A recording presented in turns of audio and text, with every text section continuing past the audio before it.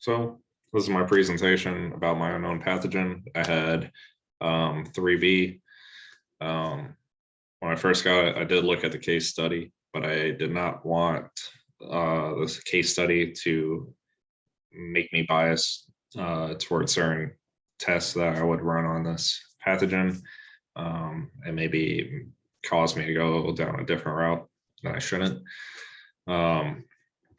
So the very first thing, if I can get this, there it goes. Very first thing I did was streak a nutrient agar plate with my bacteria.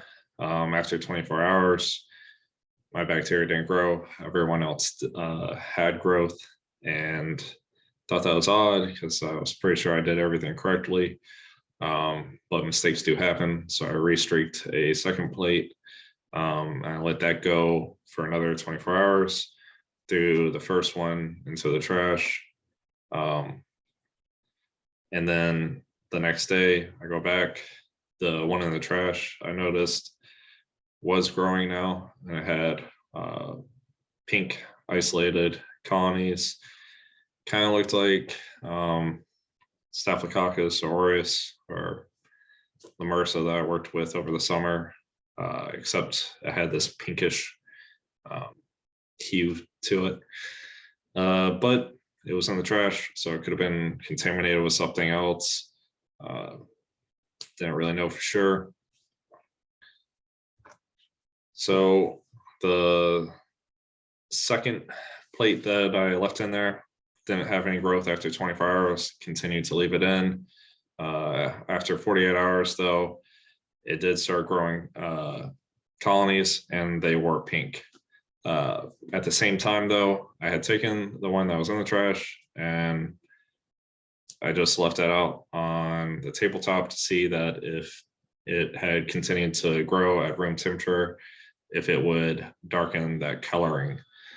It did not, just continue to grow, but it was still pink, which was nice, I thought. And then I discarded that one.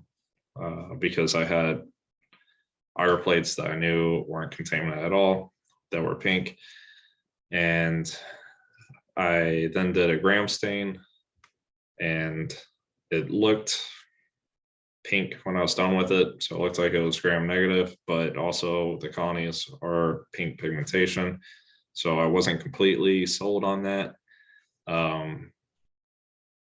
But the most important part was I noticed that it was cocci that I was working with, really small cocci, and they were in some sort of tetrad arrangement. This picture I have up here right now doesn't do it justice, but when I actually looked through the microscope, it was very clear. And next up, I ran a catalase test, which was positive, and also I ran a triple sugar iron test because I was starting to think that it might be a certain bacteria, but wasn't sure. And the results came back that it didn't interact really any way with the TSI, and it just strictly grew on top of the agar.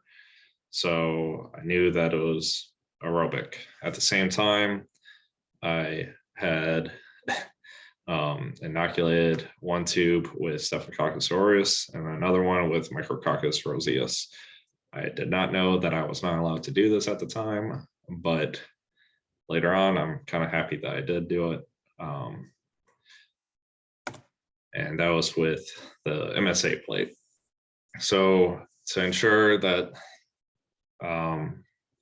this strain of bacteria was gram negative, I put it on an MSA plate because really gram positive bacteria grow on MSA. So I wanted to see if it could, and it did. And I also put Micrococcus roseus on it to see what its reaction would be, because we had not covered it over the semester. And when I went on it online, I wasn't actually finding any or I wasn't finding much information on Micrococcus roseus. So I kind of wanted to make sure that I knew what would happen with it. Later, I found out that it should ferment mannitol. So this hard plate should be yellow, and it's not. Um, I guess it's part of the 5% that doesn't ferment mannitol within this bacteria. I also did an oxidase test because with Micrococcus luteus, I think, another bacteria that's more commonly found or studied in this genus usually is a positive. Micrococcus roseus is not, though, so kind of messed up there. But when I did do the oxidase test, I wasn't sure if it was positive because it would have been very weak, and also the pigmentation is pink, so I wouldn't be able to see that purple hue. I think that's really the one test I did that didn't give me a good result helping me. And finally, after all of that, I looked at the unknown case study. The patient was originally in the hospital due to a heart attack and then required invasive monitoring. After a week, the catheter was removed, and then 2 days afterwards, she developed a fever. So the bacteria could have caused the heart attack, but the way this case study was set up, it was just weird that it would have been 2 weeks or a week later after coming into the hospital that she would develop something new. The thing that stood out to me was after invasive monitoring, that's when she started developing different symptoms. She also was an elderly woman, but all of this information together grow on MSA, so it's gram positive, it's a cockeye, catalase positive, it's strictly aerobic. There may have been cardiovascular issues. The patient developed a fever.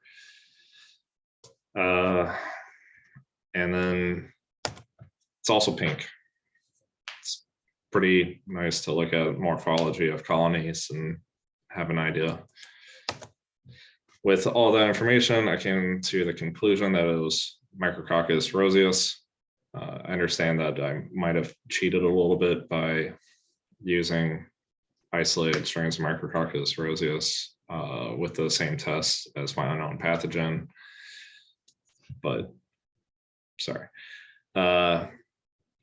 It's normally found on skin, soil, and oil. So with the invasive monitoring that occurred in the hospital, could have gotten into the patient and actually caused the infection. It's also pink, and its optimal growth temperature is 10 degrees Celsius or 50 degrees Fahrenheit, which would explain why it didn't grow quite as well in the incubator and left out at room temperature. It seemed to do a little bit better. Also, the Micrococcus genus can cause cardiovascular issues, but most of the time it's a fever. So that's how I came to my conclusion, and here are my sources.